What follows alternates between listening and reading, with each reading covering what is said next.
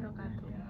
Kami dari kelompok agraria dengan saya sendiri, Murakino Azaladi Fazara dengan NIM 20240610270 dan rekan saya Elva Etania Ramadhani dengan NIM 20220610248 ingin mempresentasikan tentang analisis konflik tanah dalam reforma agraria tentang kepentingan agraria di Indonesia.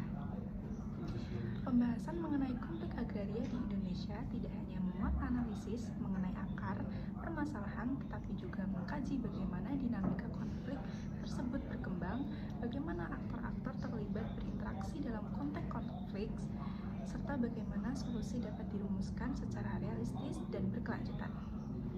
Berdasarkan temuan penelitian, konflik agraria tidak semata terjadi karena ketimpangan penguasaan tanah, tetapi juga karena lemahnya mekanisme penyelesaian konflik yang tersedia dalam sistem hukum Indonesia. Masyarakat kecil sering menemui kesulitan untuk mengakses mekanisme hukum karena prosesnya yang panjang, biaya yang tinggi, serta adanya ketidaksetaraan perusahaan. Terkadang masyarakat juga enggan menggunakan jalur hukum karena adanya anggapan bahwa proses tersebut tidak menguntungkan pihak yang memiliki kekuatan ekonomi dan politik lebih besar.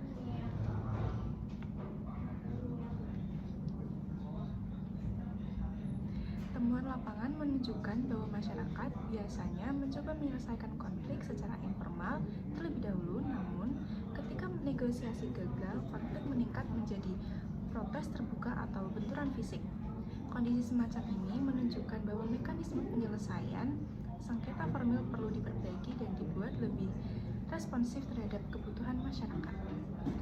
Ada beberapa detail konfliknya, yaitu yang pertama, akar konflik, ketimpangan penguasaan tanah, lemahnya mekanisme penyelesaian konflik dalam sistem hukum, proses hukum panjang, mahal, tidak berpihak pada masyarakat kecil, posisi tidak seimbang masyarakat versus perusahaan. Yang kedua, peran negara dan pemerintah. Negara seharusnya melindungi rakyat sesuai UU PA 1960, namun praktiknya sering berpihak pada korporasi, perizinan tidak transparan, dan minim partisipasi publik. Ketidaknetralan memicu ketidakpercayaan dan resistensi masyarakat. Yang ketiga, hukum formal tidak memadai. Mekanisme pembuktian modern mengabaikan bukti adat, perlunya pengakuan hukum adat sebagai bagian dari sistem hukum nasional.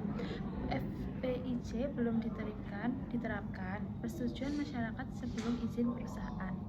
Yang keempat, dampak konflik agraria, pendapatan petani menurun drastis, hilangnya sumber kehidupan, kemiskinan struktural, kriminalisasi dan kekerasan meningkat, dampak psikologis dan sosial pada masyarakat.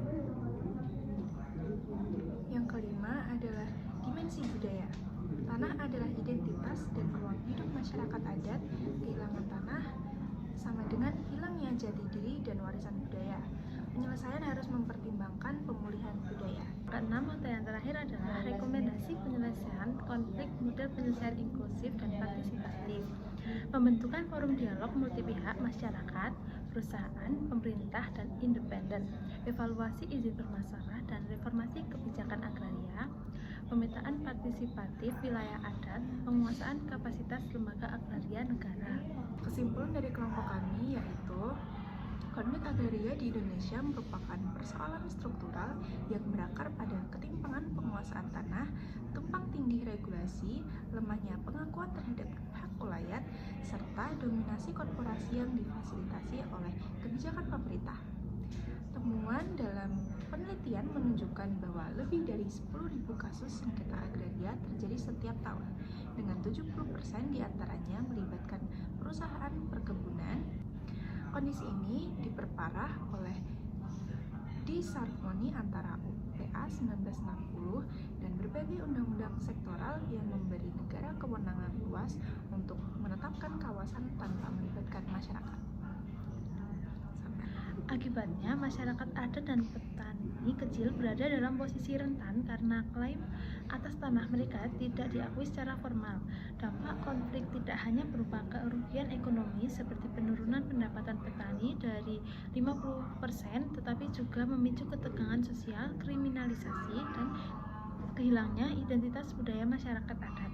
Oleh karena itu, penyelesaian konflik agraria membutuhkan pendekatan interdisipliner yang mencakup reformasi hukum, perbaikan tata kelola kelembagaan, penguatan pengakuan hak masyarakat adat, serta mekanisme penyelesaian sengketa yang inklusif dan partisipatif, seperti forum dialog multiparti. Upaya reforma agraria yang adil dan berkelanjutan menjadi kunci untuk mengembalikan fungsi sosial tanah demi tercapainya kesejahteraan rakyat. Cukup sekian presentasi dari kelompok kami, kurang dan lebihnya mohon maaf. Wassalamualaikum warahmatullahi wabarakatuh.